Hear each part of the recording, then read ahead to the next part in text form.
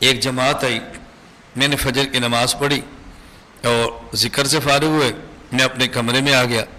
ابھی اشراق میں نے پڑھنے تھے، یعنی ہمارا عام معمول یہ ہے کہ فجر کی نماز اگر میں پڑھاؤں سورہ یاسین پڑھ کے ذکر سے فارغ ہونے کے بعد میں آ جاتا ہوں اپنے کام میں، مدرسے کو دیکھنا ہے، ڈیرے پر جانا ہے، کوئی گھر کا کام ہے، کوئی مطالعہ کرنا ہے، کوئی خطوط کے جواب دینے ہیں، میں اپنے کام میں لگ جاتا ہوں، کیونکہ میں اپنی تلاوت فجر سے پہلے کر لیتا ہوں۔ اب طلبہ تلاوت کرتے ہیں، میں نے تلاوت کی، اپنے کام میں لگ جاتا ہوں۔ تو میں جو ہی کمرے میں آیا تو ہمارے خدمت والے ساتھی آئے، وہ جی جماعت آئی ہے، وہ ملنا چاہتے ہیں۔ میں نے کہا کب؟ کیا جی ابھی۔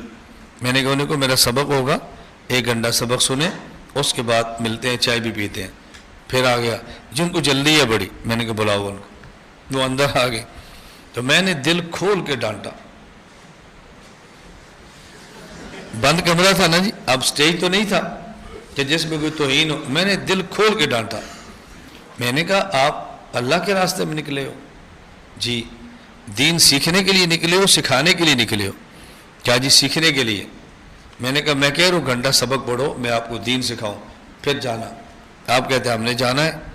کہاں جانا ہے تم نے؟ کہا جی اس مسجد میں۔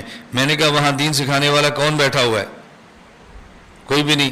میں نے کہا کیوں جھوٹ بولتے ہو؟ دین سیکھنے کے لیے نکلیں، قوم سکھانے کے لیے نکلیں، مجھے سکھاؤ، میں بیٹھتا ہوں، پڑھانا شروع کرو۔ سمجھو میں ہنسا نہیں رہا، میں تربیت کر رہا ہوں، میں تربیت کر رہا ہوں۔ میں نے کہا سمجھاؤ مجھے، میں سمجھتا ہوں۔ جی آپ تو بڑے ہیں۔ تو میں نے کہا بڑے کی بات کیوں نہیں مانتے؟ میں جو کہہ رہا ہوں 1 گھنٹہ سبق پڑھو، تمہیں کیا مجبوری ہے؟ تمہیں جانا ہے، ابھی ملاقات کراؤ۔ میں قسماً یہ بات کہتا ہوں، وہ ساتھی رونے لگ گئے، آنکھوں سے آنسی جاری ہو گئے، ان کو احساس ہوا کہ ہم نے غلطی کی۔ میں نے کہا میں آپ کو اس لیے ڈانٹ رہا ہوں، آپ ہمارے آدمی ہیں، آپ اللہ کے راستے میں نکلے ہیں، آپ دین کی شوق میں نکلے ہیں، دین کی رغبت میں نکلے ہیں۔